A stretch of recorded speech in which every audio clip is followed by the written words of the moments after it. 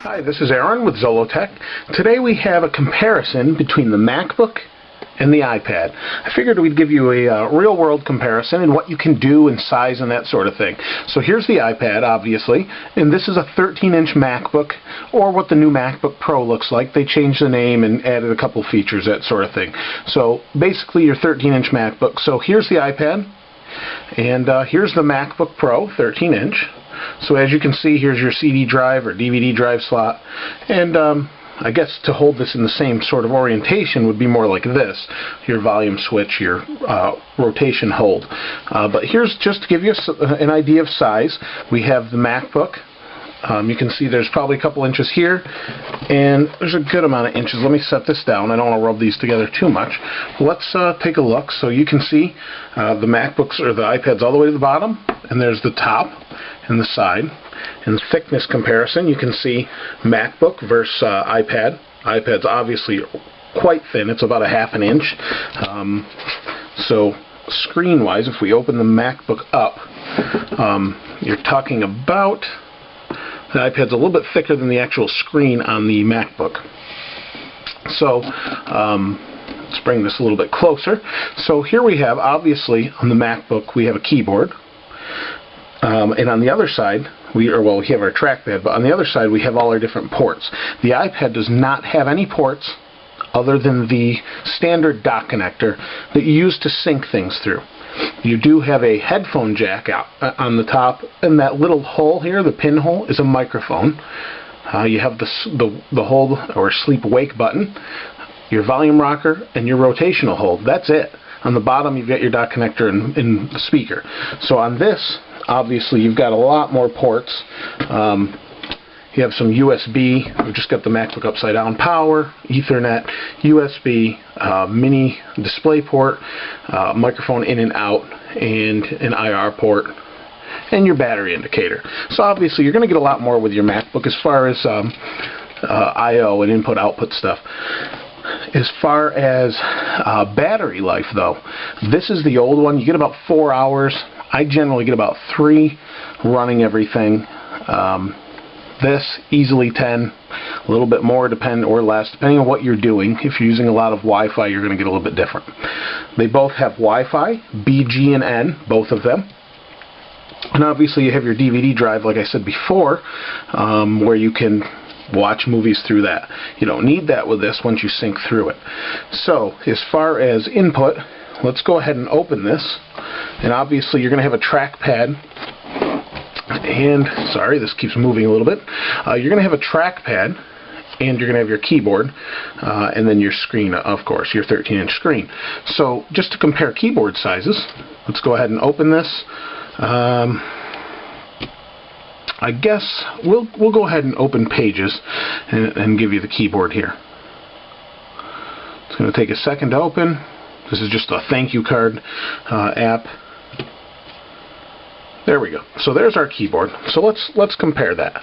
So you can see on the top we've got our keyboard on the iPad. Oh, let's touch that again. So on the top we have our keyboard on the iPad. On the bottom you have your keyboard on your MacBook, standard MacBook keyboard. You can see if we put it over to the right here, that's about even. So it's not quite as big, but you do have some pretty decent real estate to type on. Obviously you don't see the number keys. To get to that on the iPad you have to tap this button. But not bad. One button. So on the MacBook, obviously you have all the input, you have your trackpad, and you can do a lot of things. Now the question I get is, isn't this more like an iPod? Well, it is, but it's also with Pages and a couple other things, you can do similar things to the MacBook. So what you can do is, I get this question a lot actually. So obviously you can consume all of your media. You can do that through iTunes on the MacBook, but you can consume all your media, your photos, your videos, your iPod, your mail, your apps. Obviously there's over 170,000 apps right now. I don't know how many applications or software applications there are for the MacBook, but there's a good amount.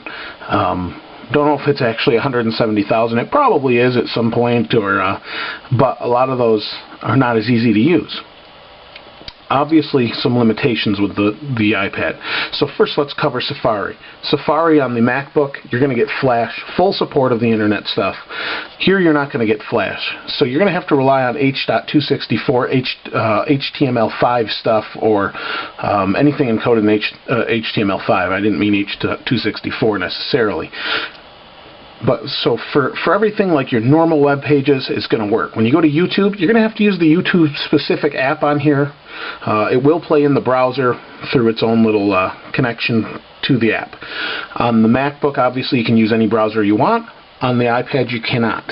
So that said, not a problem for most sites, but when you go to sites that are heavy on Flash, like maybe your kids' sites or Hulu would be a great example. No Hulu app yet, so we're out of luck for Hulu. Safari, though, otherwise is a good browsing experience. Looks great on here and works well. Mail app works pretty much the same, nice and easy between the two. So you can do all that. Your photos, your videos. Your photos are better on the iPad, I believe. You just cannot do any editing within the photo app. Videos, about the same, just a little bit different screen. Your iPod, I think iPod works better in here. Now, as far as your consumption stuff or creation stuff, you've got Pages, Numbers, and Keynote. I only have Pages on here at the time, but you can create from here. You can import documents. The problem is you can import them through email, but if you have a document on your laptop and you want to get it here, you have to use iTunes to import it. So that could be a bit of a problem. But you can always email them to yourself, which isn't a problem. If you want to print, you can't just print through here. But you can create all of your documents on here, export in Word, email them to yourself, go print. Like if you're a student, you could go send it to your email, go to a computer lab, print it. Hopefully soon, maybe even tomorrow or today, depending on when you're watching this video, we may have that printing support, but as of right now, with the early release of the iPad, we do not. The Pages app, like I said, is great. You can create all your content. You can type on here. If you want, you can get the keyboard dock, which you dock in portrait mode. Dock that. You've got the keyboard. Works fine, works well, or you could use a Bluetooth keyboard with it. For book reading, you've got iBooks here. On the MacBook, obviously you could read books on it, but you're not going to get the same experience with the page swipe like you've got here. You're not going to have the same experience that way. You're not going to have access to everything the same way in the same ease. Obviously on the iPad you're going to have the whole App Store for whatever you want, all these different apps you can buy or download free depending on what they are. So that's a plus for the iPad, I would say. Overall, it is an iPod with some creation devices built in. I think you could solely get away with using this if you were a student and you didn't have a laptop. The problem is initially you're going to have to sync it to that laptop or a computer at home or something like that. Once you've done that, though, unless you want to get movies from a DVD, which you're not really technically supposed to do, you want to download movies via iTunes, you can do that. It's not a problem. So there are some, this is a different category, but as far as comparison with a MacBook, in a way it's not quite the same thing, and in some ways it is. Is this a replacement for the MacBook? Not really, but portability and book-wise for maybe a student or someone on the go, it's going to be fantastic. And you can check out my review for what I think on it. It does have some limitations like Flash, like I mentioned, but it has some things like 3G when that comes out. This one is the Wi-Fi version, but when the 3G comes out, you can surf on the go no matter where you are, where you'd have to get a separate modem for your MacBook to do that, and it's a little extra bulk. So really, in comparison, you've got the size here. Screens are great compared to each other. Obviously, the MacBook doesn't have a touch screen. Battery life is phenomenal on the iPad. That's a big win for the iPad. Sound quality between the two, I would actually say the iPad sound chip sounds better.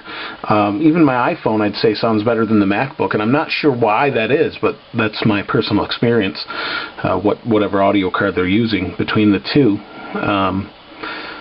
But overall, yeah, I'd say there's not really a win comparison. They're kind of different categories, but to give you a different general idea, if you haven't had your hands on one, what the size and its capabilities. Check out the in-depth reviews that I've been doing if you want a little more information on some of these different apps. This is Aaron with Zollotech. We'll see you next time.